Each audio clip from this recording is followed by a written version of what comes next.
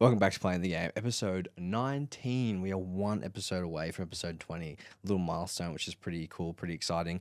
But enough about that. Today we have on Lloyd James Ross. I met Lloyd at a Mind and Money conference where he's delivering. I actually he got me up on stage and I danced without my shirt, but we won't talk about that. But he taught me so many money tricks and hacks that I now use to help create financial wealth, and I got him to sit down and share the secret so you can also live a life full of wealth, happiness, and more money in life, because money's not everything, but it's important. It's fun. If you want to start creating a life where you have better understanding of your money, where it's going, where it's coming in, money tricks, secrets, hacks, all the fun stuff, you're going to love this episode. Enough of me talking. Let's go. If you could own one company, jump into any company in the whole entire world, what do you think you would jump into? Oh my God. Well, what's interesting is I do invest, so I actually do own the companies. When you buy shares, you own companies. Yeah. So that's like asking me what one stock would I buy, like all in. That's the only one I own. Mm-hmm. You know, that's the type of business I'd buy. Very difficult to go past a company called Berkshire Hathaway, and only because it owns so many great companies. So it's a bit of a cheat. But if you look at the greatest companies in the world, like Google and even Meta and Amazon, for example, they actually have multiple businesses within those businesses. Does that make sense? Yeah. So I think I'd buy one of them. But what company? I mean, they're the best companies in the world. Like, how do you not choose them? But do I want to run a company like that? Hell no. I've often thought in Australia, the best business in Australia is it has to probably be Bunnings.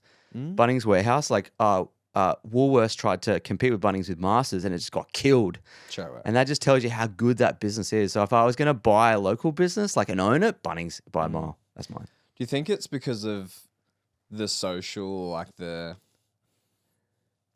Gen Z, Gen Y, like everyone just loves Bunnings. Like you go there for a snack, it just has that that. Yeah, it has that about Costco it. feel. Another business I would definitely buy without a doubt is Costco. Yeah. So I'm a Costco. Like I love that business model, but I think Bunnings is kind of similar. I think it's popular because we're an outdoorsy culture, and we're also big on the trades, and we're a very big DIY. Like, you know, the block. Like, we love to renovate, and we're creative. and my uncle, he's a farmer. From his background, he's a farmer, and he came up here with his family, and they said, "Oh, we're gonna go hang out the day at Bunnings." I'm like, "The day?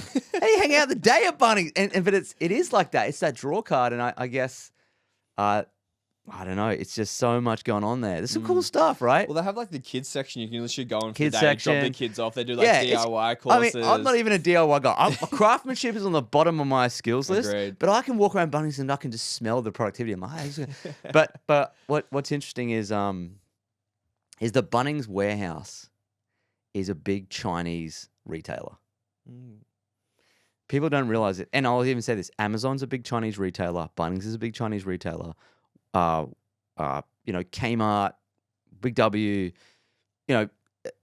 they're all Chinese retailers. And what I mean by that is everyone's buying their stuff from China through Alibaba, AliExpress, or, like big wholesalers in China, suppliers, manufacturers. It's all Chinese. You can walk down Bunnings and go, "Oh, I want this," and you pick up these lights, and then you go straight onto AliExpress, and it's like it's 3 or 4 times cheaper.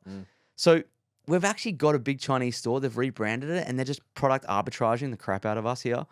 And that's the business model, right? They've just got that front, hey? It's just Yeah, of course. Bunnings, like real Australian. Rebrand. The ads, Yeah, they get rebranded. The workers on there, real good front. Yeah. I guess that's probably why the Temu and the Sheins are doing so well, because it's like it allows people to get that access to the cheap stuff. Obviously, it's want to support local businesses as much as we can, but when you got things that are like 2 cents or like 10 cents, and you're just like, how can you compete with that? Yeah, it's funny. Like, we recently, I don't often talk about my stock positions, but I will because it's fun right now. Because Saturday morning, you throw it out there. We recently started building a position in the company that owns Temu. Okay. Because my wife's mother, she kind of she mostly lives with us, but she's like at her age, she's a boomer. So it's like she doesn't do internet well, like my dad, but she just she's not technically savvy, but damn, she can order off Temu. So I'm like what? And so you got to be aware of those, I wouldn't say trends, but consumer behaviors that would kind of, like, I was should I buy a piece of this business? Because it's a Chinese company owned by a big Chinese company. It's sprawling. It's everywhere. But like, what's the competitive advantage of this business? And the fact that my wife's mum can just keep ordering it. And my buddy of mine, who we talk about stocks all day and every day, he said, hey, my dad's the same. So he started diving in. He's just bought a ton as well because it's undercutting Amazon. And so long term, if you scale that out long term, what people will recognize is mostly Amazon. If they're addicted to that, they're actually buying Chinese products and they just got a margin on it. So they're like the online Bunnings version.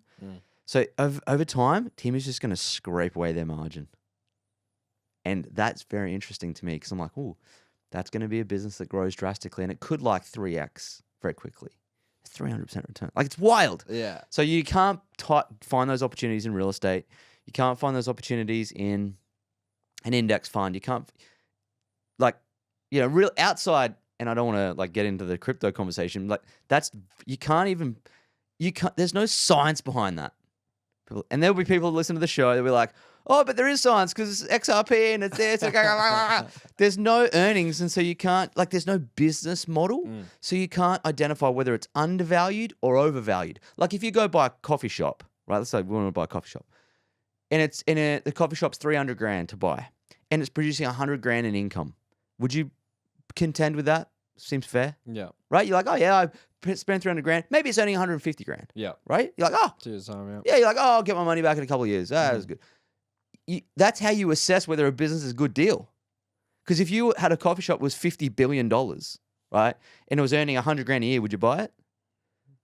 Would you? Yeah. Oh, yeah, making 50. Yeah. If you could buy a coffee shop for $50 billion, but it was only earning 100,000 a year, no. would you buy it? No. How do you know? Because it's terrible. 50 billion to get 100K back. Like, Right? Yeah. It's stupid, crazy. Yeah. But so if it earns money, you can tell whether you're getting a good deal by how long it takes to get money back. So when you're buying individual stocks in company, you can identify a business, like what you said. Why is this a good business? Because that's all stock picking is. Why is it a good business? And so you can see that very clearly. But man, in crypto and stuff, there's no flipping earnings. You don't know. People are like, oh, it's worth 100 grand. How do you know? Anyway. It's very social driven. Back to the questions, you yeah. see Twitter, someone on Twitter, yeah. you're like, I'm buying this one. You're like, well, if you're why? buying it. Yeah, that's all FOMO. That's all just, yeah, it's just way out of my It was zone. like the, what was it a few years ago? It was the stocks, but it was the gaming store, the GameStop? Oh, whole GameStop. thing? Yeah. It was just, you just happen to get lucky on a Reddit thread one day and it just pumps up. Yeah, like I think social media, like Reddit, social media, and X and so forth, it has made information on specific companies and investments and so forth very quick and prevalent, like very available. And so what it's done is it has created a lot of momentum trading where, yeah, someone goes, oh, it's this, and the crowd pulls into it. And if you like what you said, get in early enough, you just ride this wave. But it's like trying to dance. It's like you're Cinderella, you're going to turn into a pumpkin at midnight. At some point, is it like the rug's gonna get pulled? Yeah, at some don't point. know when midnight is. There's no clock in the room. Like, I don't know. Yeah, so that's the danger. Like, when should I sell? And the problem with playing that game is you sell and then it flipping triples and you want to shoot yourself. So you're better off just to not gamble like that. And I just say no. It's like just don't eat. Oh, just don't do drugs. Like, don't even dabble. Just no. Just right? no, Same thing. Yeah. While we're still talking about the stocks, let's just continue rolling with that. What do you think some of the misconceptions are around investing money? Because obviously there's always that misconception like, oh, it's too hard. Like, Sure. I have a few in my friend circle. I have literally one of my mates put in the chat the other day is A1 Invest. We have probably about 10 people in the chat, and 3 of us, me, the person who put it in there, and one other person replied yes. So like 3 out of 10. And it's like, what? Like, I don't know. Yeah. Like, why is it so Unknown? Why do people do it? Yeah. Well, I think definitely unknown because it's not taught anywhere in academic circles well. So like even because I went to the best business school in the country, I did corporate finance, I did the CFA charter program to level 3. I mean, I went down that rabbit hole and it doesn't teach you anything well. And so there's no way to learn it well. The way I learned it was I read it in specific books that Warren Buffett read, that I read, I've modeled him. So I kind of modeled mentors, and you learn it through that way.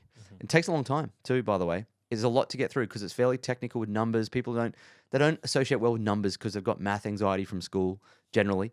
So that it's not an easy thing to grasp. And so why they don't do it is because of those things. And it's just not easy to learn.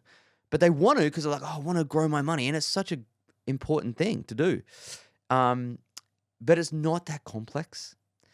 I think identifying businesses to buy means you got to read their balance sheet, their income statement. You got to understand the business. That's work. That is work. And you have to know some stuff. But to actually be an investor in today's world, especially as a young person, it's so much easier than it ever was. Because when I first started, there wasn't like, you couldn't just jump on an app and be like, oh, I'm on stake instantly. Back then, to open a brokerage account, I needed to give them my blood sample, my flipping, my blood of the firstborn child, unicorn blood. Yeah. Like, so it's not like that anymore. You can click your button, open a brokerage account. And then even back then too, ETFs weren't as popular. And that's where you can buy like one basket of stock, a basket of stocks in one. So you can buy like the top 500 companies in America. You can buy the top 300 companies in Australia in one stock. So it's fully diversified, a lot safer. I mean, very safe, very diversified. You're basically betting on the entire economy at that point. In which case, if you're in the economy and it goes bad, we're stuffed anyway. Yeah. So I think it's a lot easier. So you can open a brokerage account, and within a certain number of minutes, literally, you can buy a group of good quality businesses. And to put some data behind that, anyone who can access those two things. So if you have an iPhone and the internet, you can do that. The index funds, like this one particular one which tracks the top 500 companies domiciled in North America, it's returned since 1960 11 and a half or 10 and a half or 10%. Let's just say 10% a year, every year on average since like the late 50s. And if you compound that, that's so powerful. I think the numbers are like, if you had have started investing in that particular thing in the late 40s and you had to put 10 grand in it back then, I think the numbers are like, you got $52 million. And I know it's like, well, I'll also be dead because 94 is a long time ago. But it's just to showcase what happens to your money, because money doesn't grow. People think money, how to grow my money? It doesn't grow. It goes down in value from inflation. So the objective of investing is to take your money you do have, right? You've earned through labor or whatever, inheritance, however you get hold of it, and then you actually exchange your money for the asset. Mm-hmm. So someone else has your money now. Yours is gone. So when you look at your brokerage account, it says like 100 grand. You're like, it's not money. It's actually an asset, right? So if you do that and you own the asset will grow. And it's so important to do that because money's, it takes effort to get it. So you want to grow it, let it, but you got to grow it by buying assets. And I think that's the simplest way for anyone to invest. And by the way, 90% of people that do it that way will outperform the professionals that do it 60 hours a week, like every day. I actually checked I'm on Superhero. Okay. I checked mine the other day. I hadn't checked it for ages. And I went in there and it was up it's like 100 or something percent. And I just hadn't checked it. So it was an extra maybe 1,000. What did you buy? What did you have? I had, because I don't know if the ETS, but it was like groups. So it was like US tech giants. Oh, yeah. And then US tech's killed it this year. Yeah. So that, and then I think the other one was like an ETF. It was like the top 500, I think, of the global companies. And just those two alone. Also done well in the last couple of years. Average like 24% a year. Something, yeah. The last 2 years, which is obscene. Like, free money. How good is that? Yeah. That's the idea of how you're doing it. Like you buy an index fund or two or whatever, and then you literally just adding money and you're just leaving it. And you just got to be long term. And everyone says they're long term, but they're like, oh, why hasn't my stocks gone up after you? I'm like, just come back in 25 years, chill, So yeah. What are some basics to get into? I know I met you at the Mind and Money when you delivered there, and one of the things I met you when you came up on stage and took your shirt off. yeah, that one. But one of the things I do remember teaching was was it raise? Yeah. Just how to set that up, and it was so easy. Is that would you recommend that would be like stage one? You don't want to recommend anything. People need to discover it themselves, read the product disclosure statements. Raise so what happened with Raise is this. There is a company called Acorns. It's in the United States. Mm-hmm. It's a micro investing app. And how it works is when you go and spend money on coffee, let's say the coffee's $4.50, right? Let's say we're back in 1987 when coffee was $4.50. And you buy the coffee, what it does is rounds up the spare change you would have got if you had to hand it over a $5 note. So like 50-cent change you would have got. So the merchant takes $4.50 for the coffee they sold you, but Raise or Acorns, I should say, calculates 50 cents round up, and it rounds up to the nearest dollar. Now what it does is it doesn't take the money then and there. It actually calculates it over a week, and adds it up. And then it adds up all the spare change you would have got because you're paying with your card, you didn't get it. And then every week it moves the money from your funding account into an index fund. So it's taking your spare change and it's investing it into one of the index funds that they have on their platform. Now, when it came to Australia, it was also called Acorns because I was one of the first customers. I was like, bang, I'm on this. A buddy of mine sent it to me. I'm in. I was like, this is amazing. Everyone should have this. And then what happened was a company called Raise bought its IP. So it turned into Raise. So it's actually Acorns. Yeah. This is very similar. So Raise is now actually a public company in Australia. So it actually went public. So I bought shares in the company.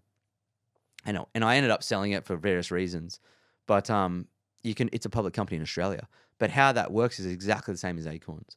And it's a really, really effective micro investing app for super beginners. It's so good for a personal finance tool. It's probably one of the best finance tools I've ever seen because it rounds up your spare change that you wouldn't have missed anyway, right? And I know everyone wishes they had put all their spare change for the last 30 years into something. So it does that, but you can also add to it. But also lately too, there's a new innovation in it. You can actually put jars together. You know, we teach the jars at the event. You can put your jars, like your savings jar, your spending jar, your bills jar, and it's got that ability to do that too. So you can really track your spending. So it's an effective savings tool, and also I think very good for beginners.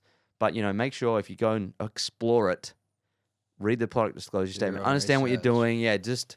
Don't ask me. Don't DM Jackson. Just flip and go do your homework, right?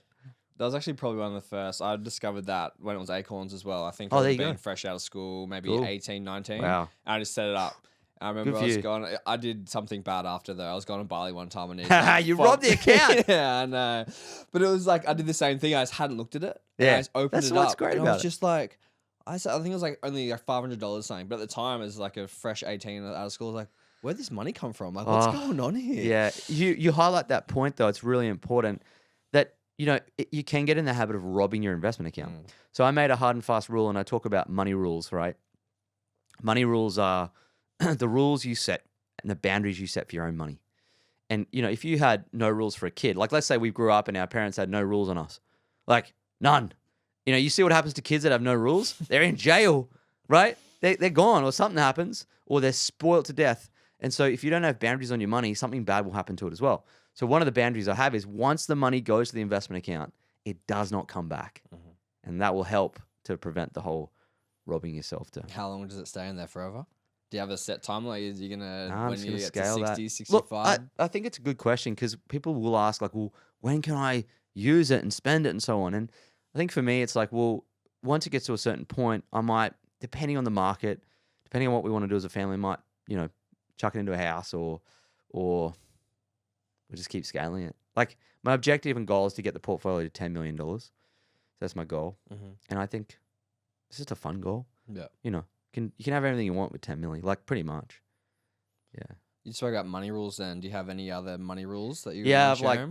I've probably got like maybe up to 10. Yeah, okay. And again, there's more important ones than unimportant ones in that list. But a couple of them are like, I always have more money coming in than going out. Like on a monthly basis, I make sure that I have more money coming in than going out. And that's such a hard and fast rule for me because I don't want to go backwards. So if I'm finding I've gone through a month of like, oh my God, we spent this is like this month could be pretty big like that. For example, I'm very conscious to go through and identify cost cutting. Like I'm onto it every month. And so part of that rule too is I look at my business income and expenses on a monthly basis. You need to know where your money's going. The monthly check-ins? Yeah, the monthly date, right? You got a that's monthly it. check-in. The other ones are I always pay myself 10% first. Now I actually pay myself more than that, but I've gotten into the habit so much that I just like pay myself 10% first, put it into a big account, and then just chuck it into the markets, right? I For find an anyone who opportunity. hasn't heard, like pay yourself first. So you just sort of said then. Yeah, you so pay let's yourself. unpack that. Pay yourself. How people normally save is they will get the money in their account. They'll pay bills, rent, power, blah, blah, blah. They'll pay, I don't know, the tax office. They'll pay the tax. And then they'll go out for dinner and they'll have entertainment. And then they go, well, what's left over? I'll save. And it's always nothing at the end. And so they're paying everyone else first, but themselves last. And if you flip it, as soon as the money hits your account, like boom, pay comes, assess it. So like, let's say it's $1,500. You go $1,500 times 10%, which is times 0.1, is $150. So as soon as it hits the account, you take it and you put it straight into another account that day. And that way your savings are taken care of. Then spend the rest. Go blow it. Don't matter. No guilt, as long as you don't take that back later. And people are like, I don't have enough to do that. Your costs are too high. Like, what do you mean my costs are too high? Blah, blah, blah, blah. You're like, stop eating out. Stop Uber Eats. Delete your Amazon app. Like, stop going to the gym. Cancel your gym. Go running. Like, the people suffer from entitlement. Your cost or your income's too low. Oh, my income's get a second job. Like, if you spent all your time just working, you would have no time to spend money. Like, room share. Like, figure it out. Like, there's a way out of it. When my costs were too high when I was living in Dubai and I was a young guy, they were too high. I'd bitten off more than I could chew. I was living in the wrong place and I couldn't room share. I was like, So I cut the lease and I went up to Dubai to live. And I increased my commute time, but I could have 4 roommates. 4. I mean, we even flipping rented out a little media room. Like, get in there. Just any which way I could to save and get ahead. That's where that money rule of like, always have more coming in than going out. That's so important. Whatever I send in my investment account doesn't come back. That's a money rule. I never have more debt at a time that I can pay off in cash. So never take on more debt than you have in cash or liquid assets to pay it off. Yep. Right? That's prevented me getting into massive debt because you can't go bankrupt with no debt. Like, debt kills you. Right? Ladies, liquor, and leverage. Avoid. The wrong ladies, I mean. And so there's some of the rules. And I mean, they're so ingrained in me that I vet financial decisions through them. So an example is we have a brick and mortar business in Logan, and my business partner and I, and we discovered that the owner of the shopping center wanted to sell the shopping center. And he's like, hey, this is for sale. It's pre-market, not even on the market. I was like, oh, be nice to buy that. And I was hoping it was like 6 shops, like a very small shopping village. I was like, oh, we could get this. And it came out, it was like 14 tenancies, the whole flipping shopping village. And I was like, oh, it's like $4.5 million. I was like, oh, I could do it, but I'd be like, oh, it's probably going to breach one of my money rules, because I don't have $4 million cash at the minute to be able to just pay that. And you don't always have to have it, but it was just like I put it through the rules, even at that level, and it just didn't pass the test. And I think that prevents me. Sure, you can definitely accelerate more if you take big, bold action steps like that. But at the same time, I love a simple life. I like, I've got this saying, 1 car, 1 house, 1 spouse. Like, keep things simple. And my dad always taught me, never get your money mixed up with anyone else's. So as soon as you start doing bigger deals like that and there's like multiple people in, it gets a bit tricky. Anyway, so that's how my money rules help me. You spoke a bit about Dubai. I know when you did the event, you sort of gave a bit of backstory. Yeah. For the listener, do you want to give a bit of a rundown of probably just like the key moments that sort of have got to you to where you are? Yeah, guys, key moments. My goodness, like I'm born in 1983, so I'm 41, and so when I graduated school, YouTube didn't exist, social media didn't exist, internet was kind of still coming of age, Amazon was only 4 years old. It wasn't like it is today. So I made side hustle money mowing lawns and cleaning pools and da-da-da. Like, that's how you did it, right? That was my GoFundMe account. And you could make extra money on the side, but I was at university. So back then, it's in school, you were indoctrinated into university. And I think it's the same now. Indoctrinated. Literally. Like, everyone's doing it. We're going to uni. You got to get an OP1 score. Da-da-da-da. And so I went to university. I did a biomed science degree, finished, went to Europe for a bit, came back. Got an MBA, got into real estate, got my real estate license, cut my teeth on real estate in Railway Surface Paradise here, and then went back to law school, became a lawyer, got admitted in 2008, got a job through a guy I knew in the Middle East, doing the financial feasibilities and assistant development management role for the residential projects and Formula One circuit on the Abu Dhabi island of Yas Island, which is where the Grand Prix is. So the job was to assistant PM that project, the Ferrari World project, the hotels project, the golf course, and master plan and develop the residential development of the island. It was the 6th largest project in the world. Yeah. Then I'm like 23 and I'm driving onto this flipping thing. I'm like, imposter syndrome. Like, I don't know what the heck I'm going to do. But thankfully, I had a really great manager there. He helped me a lot. He's a great mentor. And then eventually I just got tired of the 3-hour commute.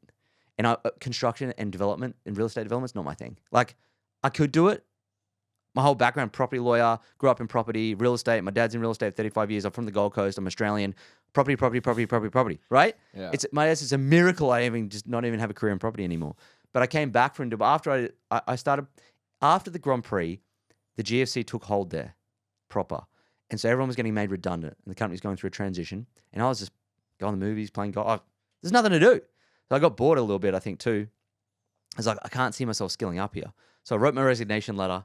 And because I paid myself first and underspent my income, I had about 50 or 60,000 bucks saved up. And that allowed me to write my resignation letter. Whereas all my other friends and everyone in there in the office, they got their car, their property, they were getting, they were just hooked into debt. Yep. They were spending paycheck to paycheck, no savings. So they had the golden handcuffs. They couldn't leave. And so I wrote my resignation letter. I was like, I'm getting out of here, and left. And that was the last time I ever got paid a wage. Like, I think I've been paid a wage for 4 years of my life. That's it. After that, got into real estate. I came back here, got into real estate, a business in real estate, selling real estate. Didn't buy any, just sold it. And the reason for that is because I didn't want to get a ton of debt, because I wanted to stay flexible with my career. And for 7 years, my dad and I rebuilt and turned around and rescaled a property business. And that was an amazing business experience for me. Like, taught me so much. And while I was doing that, I started a second business in network marketing, scaled that to 7 figures now. It's still running. It's 11 years old now, that business. But we got it in 4 years to about, a couple $100,000 in profits. And that allowed me to step out of the property business and just go full time. And my wife and I just went traveling the world. So I was about 35, traveled the world, had no debt, business income all online, and a portfolio that gave us about 30 grand a year in passive income tax free at that point. So Just done it all. I was at that point, it was like we had that level of freedom and independence. But if you're entrepreneurial, you're looking for something else, which is what started us with the books and the financial education business we now have. We started that like end of 2019, like 2020 COVID. So what does your day-to-day look like? What do you consider your role? Like, if you had to give yourself a title, like what do you call yourself when you introduce to people? I think I'm just, oh man, it's very difficult. People, what do you do? I'm like, well, I am an entrepreneur because I have, we have 4 businesses, and I run the share portfolio, which is a portfolio of companies, public companies, pieces of public companies, from the cupboard at home, from a wardrobe, effectively. So I keep overheads really low. Yeah. And so I guess I'm an entrepreneur. I'm an entrepreneur at heart because we have scaled 2 businesses. I've got a partnership in another business and a partnership in a brick and mortar business that we're building as well. So you could say that I'm entrepreneurial. I don't know, chief entrepreneur. Like, it's my job to identify opportunities and exploit them in a good way and build businesses and buy businesses. So build assets and buy assets. That's my job. Build assets, buy assets, stay out of debt, be a good husband. It's life. Just that's what you got. I mean, that's and have fun at the same time. Like, we've traveled, we can like, I'm about to go to the USA for the ClickFunnels event to Vegas in a couple of weeks. Going to go to New Zealand. We travel a lot too, so that's my job as well, to travel. It's my job to travel. I did see on on your Instagram page the ClickFunnels Award. Yeah. What was that business for? Yeah, education business. So that's where we started that one in COVID, because I have all this financial knowledge, and I built a 7-figure share portfolio from scratch, which right now for a lot of young people that's easier than it used to be, because of just the way the world works now. But that was an interesting story. So, like, I think the story of scaling a network marketing business, building a 7-figure portfolio, and like becoming financially independent and free in my mid-30s. That was a really interesting story, I think. And so a buddy of mine said, why don't you write a book? And so that's the one that we launched and started. And then I wrote a book that was Money Grows on Trees. And we wrote Money Buys Happiness. And we scaled Money Buys Happiness through the world, through the United States, here, and so forth. And we use a company to do that called ClickFunnels. And that company was started by Russell Brunson, who's like arguably the greatest marketer ever. He's amazing. Now, he started that company a few years back, and they've got this award, and it's called the 2 Comma Club Award. And it's when you have made a sales in that funnel of over $1 million US, and they give you an award. So last year we went over to the funnel hacking event, went up on stage, hung out with Russell. It was really cool, and then got the award. How good's that? So it was wicked. Yeah, like it's a cool award to win, to earn, I should say. Mm. Yeah. So you hung out with Russell Brunson, Yeah. hang out with Ty Lopez, you obviously yeah, Morgan yeah. Nelson, you hang out with all these Yeah. cool names. What are That some was of the interesting. biggest takeaways you think you've got from hanging out with all these high-minded people? Well, one of our business partnerships, I have a partnership with Morgan, and so how that's worked with Ty was, Morgan said, "Hey, do you want to do an event with Ty?" I'm like, "Yeah, that sounds good. Let's do it." And we went to Sydney in the Intercon and facilitated that event with him there, the branding event, Master Your Mind and Brand. And then as part of that, we, then got invited to his place in Hollywood this last year. I wasn't going to go. I was like, this is kind of inconvenient. And I was like, back when I bought the 67 steps from Ty, I was like, oh, it'd be awesome to hang out with him. So I said to Morgan, like, this is, what am I second guessing? This would be so cool. So we went there to his place and hung out there, and it was really interesting. Went to his garage where he has the Lambo. Yeah, really nice guy, like super nice guy. And a lot, I actually met Joel Brown for the first time there. I'd never met Joel. That's the first time I met him. Really nice guy too, like very nice guy. And so I think there's a few really interesting people at that house. There was billionaires in the room, and I was sitting next to a guy from Texas who's doing like hundreds of millions. It's just a different wealth paradigm in America, like completely, because there's old money there now. It's big money. They play big. They got resources. Like, it's incredible. I think what I loved about it is everyone talks business, very accommodating. But I like what Ty did because he actually brought a lot of good people together. And Morgan and I are sitting there looking at each other like, far out. Like, how powerful is it to be in a house together? And I think it showed me the power of proximity again, and just and becoming a key person of influence that Ty is. He brings people together, and he's so good at that. Like, it's a very great gift he has there too. So I think those types of things are important. Like, what event are you doing to bring people together? Who are they? And it's so powerful because you get to mastermind at the same time, because your network is your net worth. But if you have some money and some skills, and then you plonk yourself in a network, then it becomes more effective and valuable. So I think that was cool about the whole thing. And if I lived in the States, I'd probably join some sort of social club with Ty and go and hang out. Like, you could, but those opportunities, they do have it here in some respects. Like, I think I had Simon Beard, who actually went to school with. He was on my show a while back, who developed and sold Culture Kings, made a fortune. I think they run One Life Club here on the Gold Coast, and One Life Club is kind of like that, where my brother-in-law actually was telling me about it the other day. It's like it's that type of thing you could enter into. So I'm tossing it up to do that too, just to be around some, some really interesting guys as well. Yeah. So I think you can access it here, but I think it's important. So power and proximity, and a lot of those guys are just really good guys. It's interesting that you say that, because I've been speaking to Dan, who's the founder of Social Lab here, and I just keep saying the same thing. I keep messaging him back and forth. I'm like, I want to start a group. Like, I just want to get, because I just feel Tony Robbins is one of the ones who he talks about it a lot. Like, how when he first started, he was like, proximity is power. Yeah. And I've always just thought about that. So I've done like one sort of event. I got like 12 people on the Gold Coast all run businesses, and we got together and had a dinner, and that was really cool, really exciting. But I just want to like work on that, because I do think proximity is power, and it's just so powerful to have uplifting conversations with people, and especially people who are doing better than you. I think it's important to be in that room. You can just learn. It is cool. It's funny you say that, because when we were at the ClickFunnels event last year getting that award, you go into a room and you have Russell Brunson literally there pitching you quietly, like the bigger tiered stuff, like $100,000 for his inner circle, $150,000 second, and the third one is like $250,000 US a year. Right, so he's pitching that, and there's all these tables in the room, and it's like,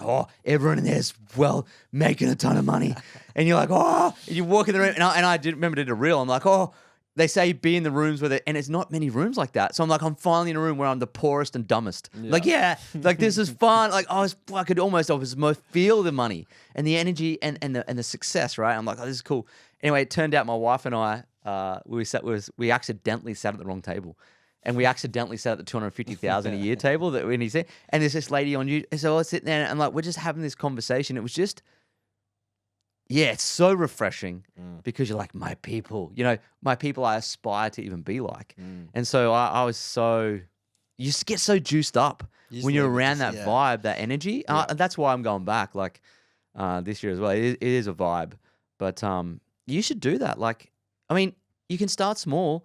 I read a post from Daniel Priestley. Do you know who he is? Yeah, just listen to his podcast the other day, actually. Great. So like he's got 2 great books. I love them both. He's actually an Real Aussie. good. Yeah. Key Person of Influence. Which really helped me a lot. I read Oversubscribed. that in 2016. It really helped me a lot. And then Oversubscribed, Oversubscribed. right? Which is an amazing book. And so he did a post today on Threads, and he said, you know, when he was in London, when he moved there, he just invited a few people from the industry to dinner, and he said, "I'll shout dinner," and he had them around a table. I mean, that's how simple it can be. And I was like, "Oh, that's simple. Like, who do I want to shout lunch? You know, I'm going to do this launch event for our new book, and it's going to be dope. And I want to have cool, fun, you know, people, my friends and VIP members in the room. And I'm thinking about inviting people that I don't really know Yeah. as well, because I'm like, hey, I don't know you. You want to come to my thing? So I think you've got to, on a smaller scale, if you can't do that, like go to dinner. Just do it. So I got a question about that then. What do you think would be like a good mix of people? That's the thing I'm sort of struggling with. It's sort of like my friend circle, like when I did the last one, was a lot of media people. Sure. It's like you want to sort of have a difference, bring different. Well, that's the influence. industry you're in, right? So it's like you tend to know the people with the industry you're in. But what you could do is, I saw this done really well with a friend of mine. He he's so clever. He texted me and he said, "Hey man, do you want to go for dinner together? There's going to be like some 6 and 7 figure earners there. It's going to be cool." I'm like, "Yeah man, hook me up. I'll go for dinner." Like, that sounds good. I got to this event. There's 70 people at this thing. But how he invited it was just a very intimate thing. And I loved it because I'm like, ew, mother. Like, and everyone was just going, oh, yeah, like the old bait and switch. Not like that, but it was really effective. Yeah. So when we got there, the reason I'm telling this story is because he actually facilitated a networking experience. So like, but it wasn't weird. So he said, hey, here's what we're going to do. Rather than this be weird, I want you to split into 4 groups randomly. Just go hang out with four people. And here's what you're going to do. You're going to say what you love that's sweet and sour, what's your main goal for the year, and who do you want to meet? Something like that, right? Who do you really want to meet? Who do you need to meet? And so you're just sharing this stuff, and all of a sudden people are connecting you with other people. Look, oh, you want that? Oh, you need to just meet my buddy. Oh, you need this? Oh, you know. And the sweet and sour was like, oh, you're about that? You're about this? Like, oh, you're that. So, yeah, some really interesting things came from that. And I just liked how he did it. So, like, for example, with you could actually invite people who are compatible, like not competing, but more, how would I say, like compatible. So, not head to head. yeah, not head to head. They complementary. Yeah. Complementary. So if you, let's say you did dinner for like even 8 people and you shout. So like if you're going to do this, you don't invite how I would do this. You can do what you want. But if I did a dinner, I would say, look, my shout, I want to bring you to dinner. There's going to be a couple people there, some really interesting people you're going to meet. Would you want to come? And that's so curious. Like, your shout and it's good. Hell yeah. And you might have to spend $600 or $800. But if you do it, number one, they'll come. So you can almost identify exactly who you want there. And if you choose complementary people, they're going to talk more and more effectively and not be threatened. And there's going to be no pitching. Right? Probably. And so I think that could work. But and then they get to know each other and you could just, if it's small enough, you all get to talk to each other. Yeah. If it's too big, you have to facilitate. So I think small is good. And because you bought the dinner, it's going to like hurt your back pocket. Be like, fine. But they are like abundance there's, mindset. Well, there's a reciprocity out of that then where they go, hey, this was really fun. You go, yeah, like, should someone else do the next one? And all of a sudden they go, yeah. And then they'll shout the next. So it's like getting shouts with your buddies. Yeah. And if you went around and went, hey, but you didn't put any rules on it or no, you just had a little group chat like, hey, you guys want to do dinner again? Who shouted at this time? Boom. And you just whenever. Because if you start putting rules on it every month, we've got to do this and who shout, it gets weird and just irritating. So I think that would really help. That's it. I'm going to have to do it now. There's no turning back. That'd be interesting. Still Like, have why not do it and then do a podcast episode just specifically on that Just review experience? It was really good. Yeah. Like when I did last, I think, I said that was 12. The only thing, as you said, too big, sort of, I didn't want to do the whole move seats thing. Yeah, so if it gets too big, got to do that, right? I did do a seating plan as such because I knew who was coming, so I could knew like who would, as you said, sort of complimentary. But it was hard to sort of, if you were here, you're not going to talk to that person. So I think if you, as you said, sort of make it a bit smaller so everyone gets a chance to sort of move around would be interesting. Yeah, for sure. You did briefly talk about your book. On your page, you said it's the most controversial money book. Why should people read Money Buys Happiness is the latest one? Yeah. Let's talk about that one first. The reason for it is it's a very effective book in flipping the dial on how you think about money. So that's why the title is like it is, because like, what? That annoys me. That irritates me. And as you read through it, it's just a different approach on the core parts of the money mindset, things we discussed about mentorship properly. Like that's a very unknown money hack. Managing your money, things you didn't know, multiplying money, like what's an alternative to just buying a house, and also making money. So like, what are the alternatives out there to make money? And I think I would say it's a very good beginner book for people who are wanting to start leveling up their financial IQ with a different approach to money that they're not used to, that may not have read in any other book. So I like it for that reason. And so I do like it that it actually starts to get people who don't think about money in a certain way to think about money in a certain way. And so I like that it breaks the belief patterns in people. I love that it does that. And that's what it does. So if you want to have a belief-breaking experience, read the book. I think it's important because Of course. I'm doing a lot of self-limiting beliefs and things like that, and what I'm sort of learning around mindset. And at the event as well, you sort of covered it well in like you just have these beliefs from when you're like 7 years old. Like, Sure. I can't afford that. Oh, you can't have that. And Yeah. it's just sort of stuck with you. So it's good that you can sort of help break those beliefs Yeah. and create new experiences. Well, money is a story you tell yourself. And you made that story up. Because all stories are made up, Yeah. right? So if you made that story up, just make another story up. Yeah. Be like, oh, can I do that? What are you waiting for, permission from God? Like, yes, you can. So do it. Like, what's a more effective story, right? I can afford that, but it's not a priority. Money does grow on trees if you know what seed to plant. If money can't buy happiness, what's it going to buy? Sadness? Of course it can buy things that make you happy. Choice, options, freedom. And money's not the root of all evil. It's the lack of money, I would say. Because how many people, in fact, in the Bible, it's actually the love of money. And it's like if you fall in love with the money itself and you become like, adopt a scarcity mindset. I need money, I need money, I need money. And you get that greed factor going, then it's a problem. But generally speaking, people who are wealthy are the most selfless people because they've given more value to society than what they've taken, which is why they've got money. So some of the poorer people are more this is going to be controversial. People who are broke are more selfish because they can't delay their gratification. So they're serving themselves too quickly, right? Mm-hmm. And they don't give value. That's why they don't have extra money. And they're too frightened of what people think about them because they care about their own feelings so much because it's about them. So if it's about them all the time, that's a selfish process. So generally, people who are selfish are broke. Like, that's weird because you grow up like Scrooge is selfish and he's rich. No, he's probably given... What value would Scrooge have given to society to get the wealth? Probably everyone in the town works for him. He created like 1,000 jobs or more. No one talks about that, Like, this person's evil. Well, how many jobs did they create for society? Oh, yeah. That's a cool flip. I like that. Yeah. So you got another book coming out. Yes. What is this one called? This one's called Become Time Rich. Let's give us a little bit of make me read your book. Well, in the start of the book, there is a page or two about why I wrote the book. So if I can regale you on that, I'll tell you why I wrote the book.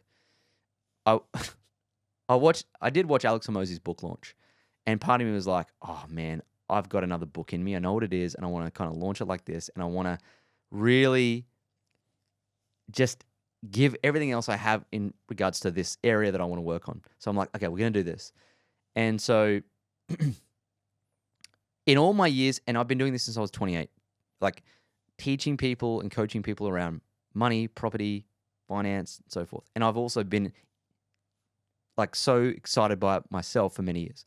But one thing I noticed coaching people and teaching people is that they don't really necessarily suck with money as a subject, because money is so easy to, like, it's 1 + 1 is 2, 2 - 1, like, it's arithmetic. Money is arithmetic. It's not complex.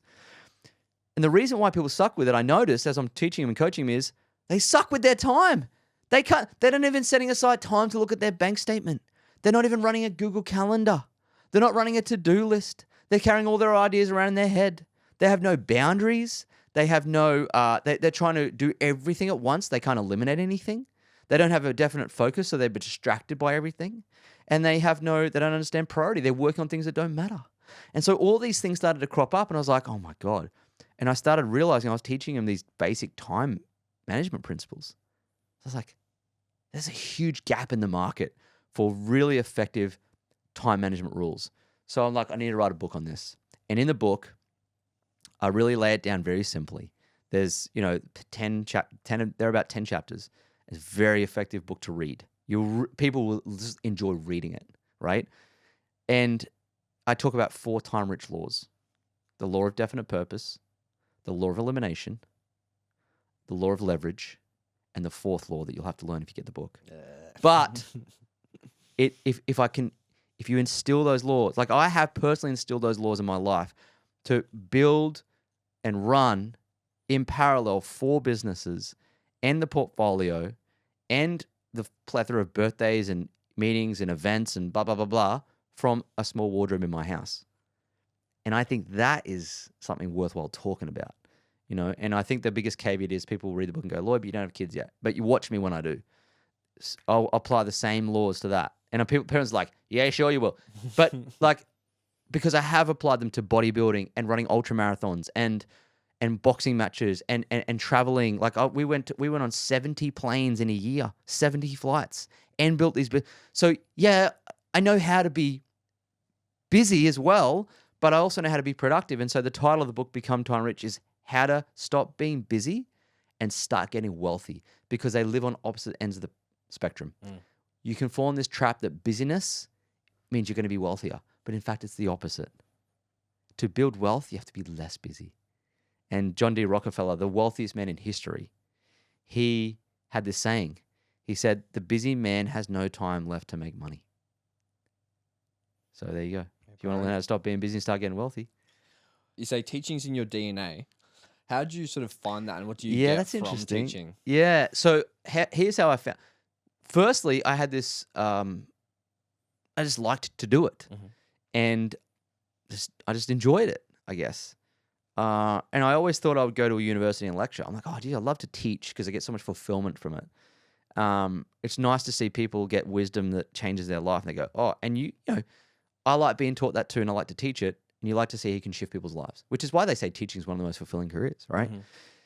And so I thought, I'll be in university. And then turns out that the world of education has just completely changed since then because of online education, YouTube and books. And so I'm like, oh, this is cool. This is me. But it wasn't until 2 things happened. One, I was teaching some guys. I was doing a couple of boxing fights with a buddy of mine. And during one of the training sessions, I was teaching some of the guys around about some simple money principles. And he saw this, and I started teaching a couple of his kids, hey, I think you should do this, this, and this. And it really worked out for them well. And he said, man, you got to write a book. And that prompted the first book. But it wasn't until I did a spiritual gifts test at our church and I've never heard of a spiritual gifts test. But so I've heard of disc profiles and, Myers-Briggs and so forth, and I've done them. But I was like, this is interesting.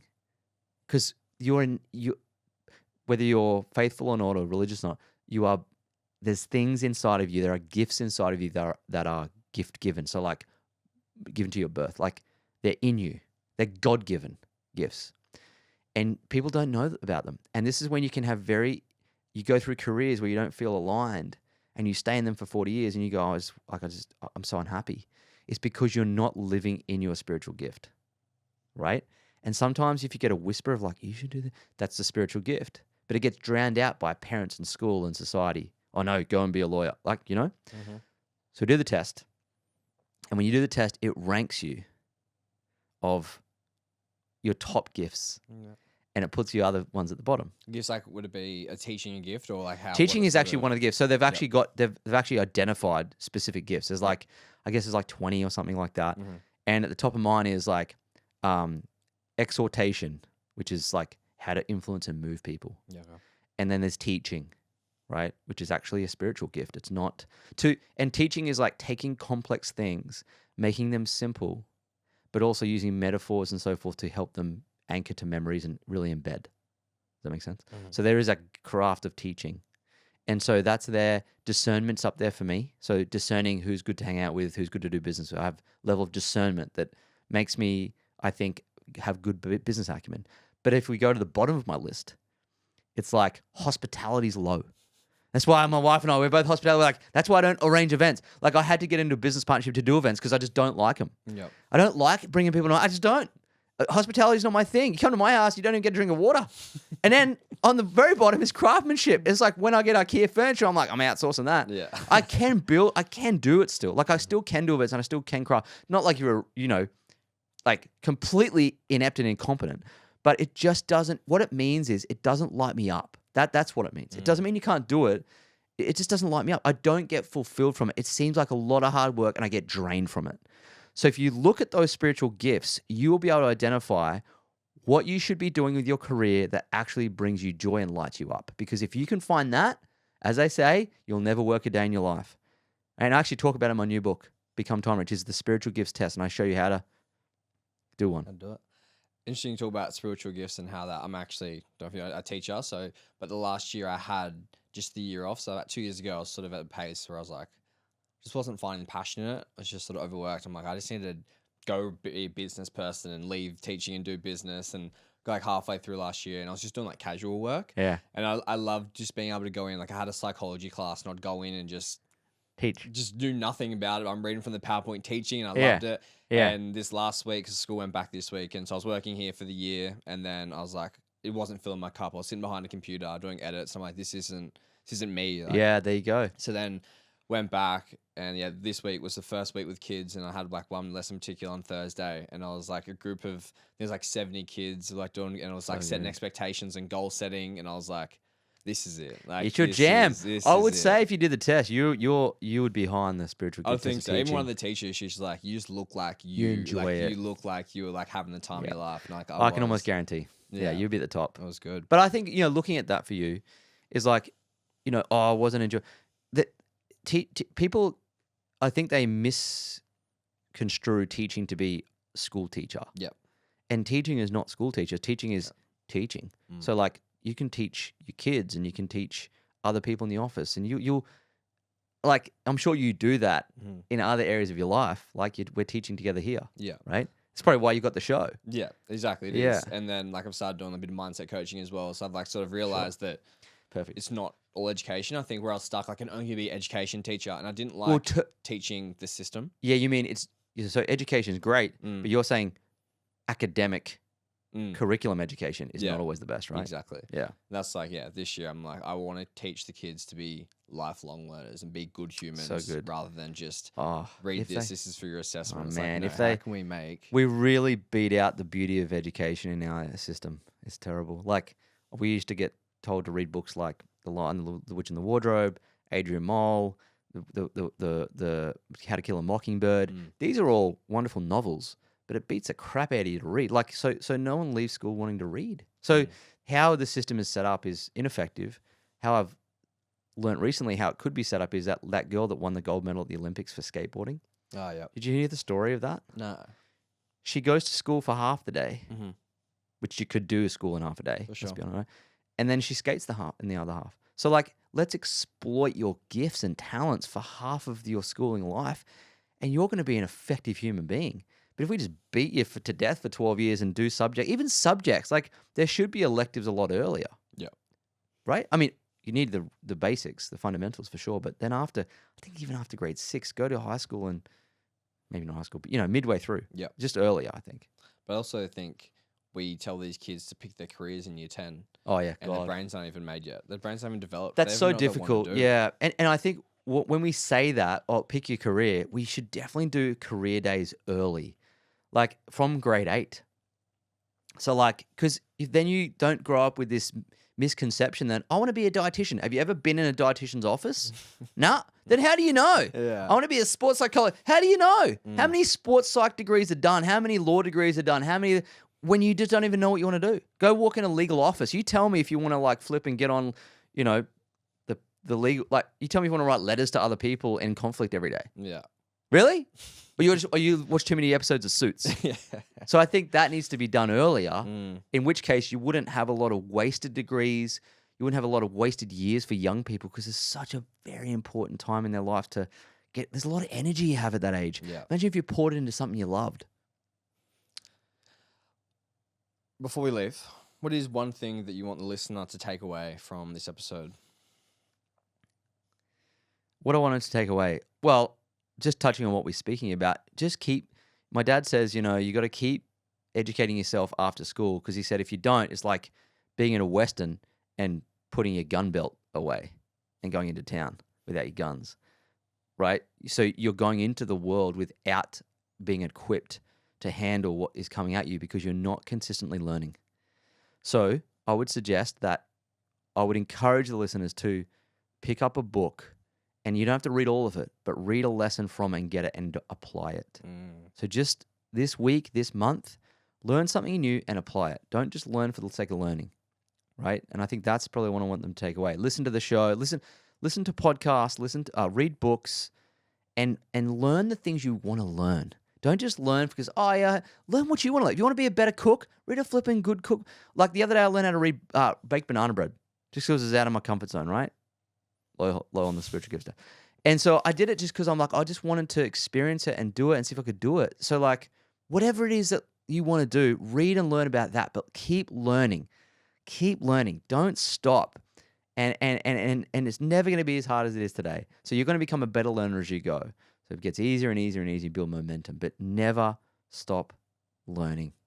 Yeah.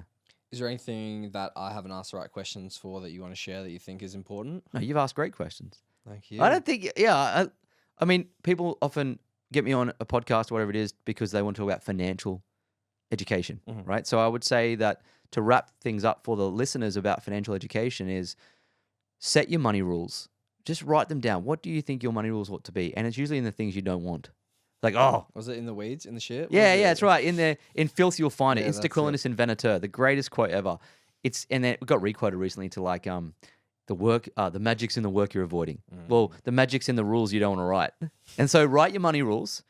Then as you're underspending your income, go and set up one of those micro investing apps. Go for it. Just do it today. You'll do it. You did it straight away without any out of school. So go do what Jackson did and do it. And once you've done it, don't rob the account and have a goal. That was me, sorry. Have a goal, get it to say 5K or 10K, give yourself a pat on the back. And that, I think if you just did those two things, you're going to just set yourself up. Like that's a test. I'm challenging the listeners. See if you can do it. And if you can't be trusted with wealth. But if you can, congratulations, you're on your path to building wealth. And I think that's a great couple of exercises for them to do. Where can people find you? Instagram at Lloyd James Ross.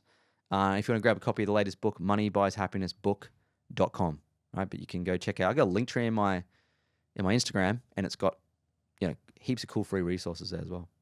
I appreciate your time. Thank you very much. Hey, thanks for having me on. It's been awesome. Let's do it. Let's go.